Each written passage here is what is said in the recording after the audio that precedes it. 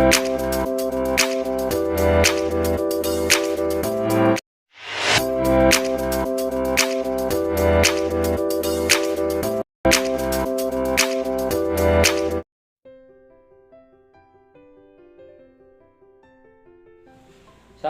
halo anak-anakku kelas 6.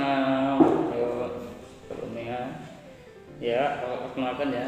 Nah, kenalkan nama Bapak Pak Daniel Ali.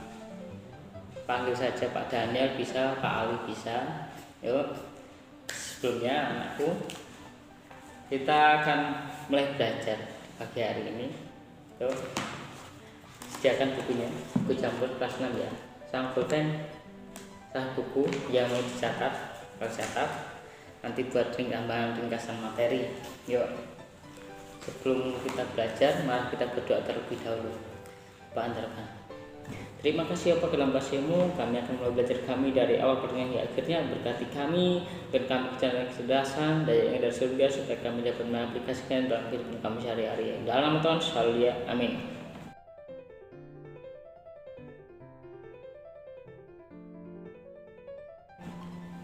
Yuk, kita buka buku kita dalam halaman 11 ya, halaman 11 tentang beribadah sebab Tuhan itu baik.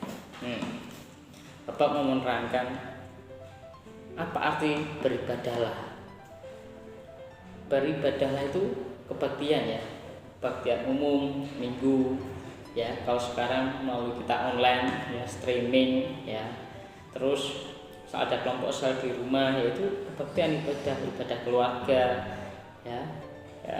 Oke, yang pertama, kebaktian terdiri atas beberapa unsur. Misalnya saat kita kebaktian itu ada pujian, doa, pembacaan Alkitab, ada khotbah, ada pembahasan dan kesaksian dan lain-lain.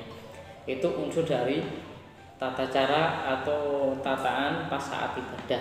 Ada kan doa ya kan, habis doa nyanyian puji-pujian ya, habis itu doa lagi untuk firman ya, terus ada kantong kolekta juga, habis itu nyanyian lagi, terus doa penutup. Nah itu ya. Terus ibadah Kristen harus dialog dalam beribadah ya kan. Saat kita, Tuhan itu mau kita berbicara kepada Tuhan. Tuhan itu maha mendengar, Tuhan itu maha tahu apa yang ada dalam hati kita, itu kita ungkapkan ya, kita berdoa dan berkata-kata itu kita mengeluarkan isi hati kita ya.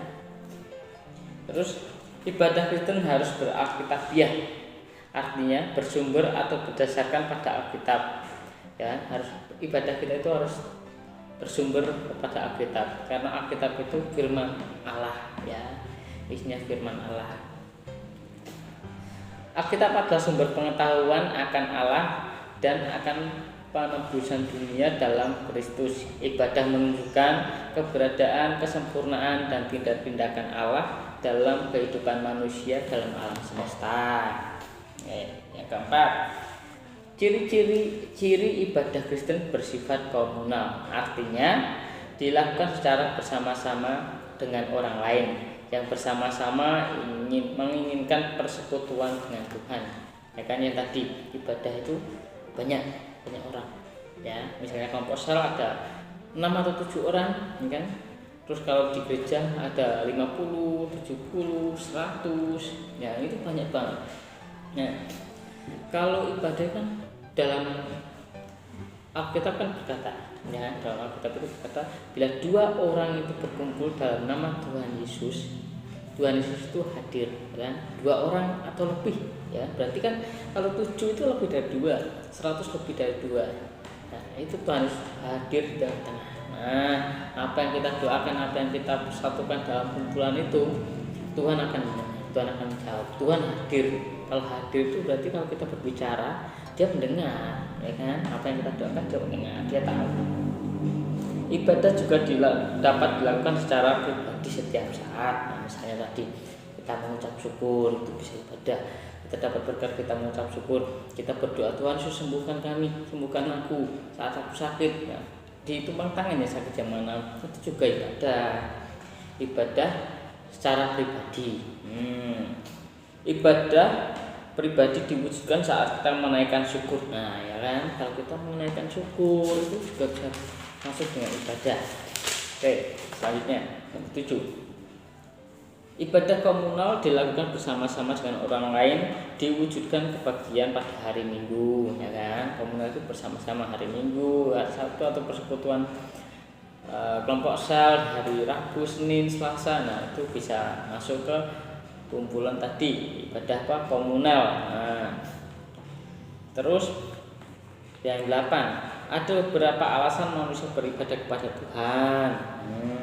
Ada alasannya, kewajiban hari Minggu enggak boleh ya, walaupun hari Minggu bukannya itu bukan kewajiban tapi itu kebutuhan kita, ya jangan dibilang kewajiban. Itu walaupun kewajibannya orang Kristen itu beribadah, ya tapi itu kebutuhan kita, kebutuhan pokok kita. Kalau kita enggak menghirup udara, mati kan. Berarti ya ibadah itu, doa itu seperti hembusan nafas kita, ya seperti oksigen bagi kita. Kita perlu oksigen, nah kita perlu ibadah, kita perlu doa. Nah, di dalam ibadah yang kita lakukan kita merasakan kehadiran Allah. Nah tadi bila 2 orang lebih berkumpul dalam nama Tuhan Yesus hadir di tengah-tengah kita dan Tuhan mendengar setiap seruan doa kita. Nah, itu. Terus selanjutnya ada pula pujian dan doa-doa menyatakan keasingan kita untuk melakukan perbuatan baik yang benar dalam kehidupan sehari-hari. Nah, misalnya kita selalu tiap pagi mendengar puji-pujian atau kita melakukan firman-Nya, ya kan? Apa yang kita dapat pada hari Minggu atau hari Sabtu atau hari Rabu saat kita beribadah, kita mengaplikasikannya dalam kehidupan kita sehari-hari, itu kita menjadi berkat buat orang-orang sekitar kita. Unsur-unsur ibadah Kristen adanya pujian. Pujian itu melambangkan kita mengucap syukur kepada Tuhan, ya dengan cara pujian-pujian penyembahan, pujian dan penyembahan. Ada doa ungkapan hati manusia dalam kata-kata yang ditunjukkan kepada Tuhan. Nah, kalau pujian kan ekspresi kita. Kalau doa itu kata-kata yang kita akan mengucapkan, ya kan? Ada ucapan syukur, ada doa epikles. Terus ada doa pengakuan doa. Epikles itu sebelum mendengarkan firman. Epikles itu doa sebelum mendengarkan firman. Terus doa pengakuan dosa itu kita telah melakukan pelanggaran. Nah, terus kita berdoa, kita meminta ampun. Terus doa syafaat, doa permohonan bangsa-bangsa, atau kesehatan, keluarga, dan pekerjaan dan lain sebagainya. Terus ada doa berkat. Doa berkat kita lakukan dengan permohonan bakti kepada Tuhan saat kita setelah selesai ibadah. Biasanya doa berkat itu kita diucapkan saat itu. Terus adanya khotbah.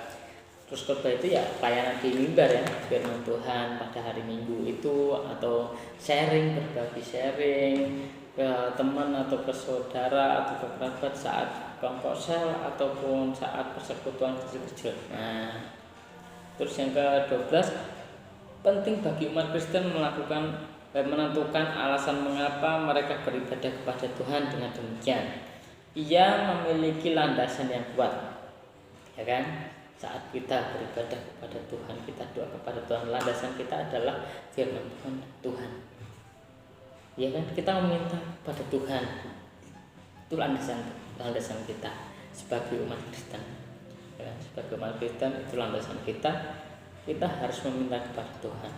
Kalau kita berdoa meminta mohon pada Tuhan, Tuhan akan menjawab tepat pada waktunya, kan?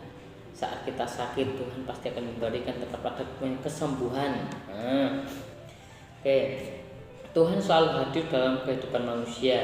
Hanya saja ia hadir tidak dalam keadaan yang menyenangkan, tetapi kadang dalam keadaan susah, dalam keadaan apapun. Yang pasti Tuhan hadir, selalu merancangkan yang baik bagi umatnya. Ya, itu saat kita mengalami sakit, nah Tuhan hadir di sisi kita, Tuhan menyembuhkan kita. Saat kita mengalami kesusahan, kita perlu apa, kebutuhan apa belum tercapai, kita mohon pada Tuhan, Tuhan akan memberikan yang terbaik bagi kita tepat pada waktunya. Dan sekian jumpa dengan Bapak Daniel, pembahasan di pembelajaran kedua mengenai beribadah sebab Tuhan itu baik, ya. Kita harus bersyukur kepada Tuhan dimanapun kita berada. sampai mana kita melakukan aktivitas dimanapun kita, bersama siapa, walaupun kita tetap pakai protokol kesehatan ya, hand sanitizer sama masker, kita harus tetap jaga-jaga. Kita harus berdoa mohon pada Tuhan untuk diberi kesehatan. Ya, tutup bukunya semuanya, kita berdoa ya. Mari kita berdoa.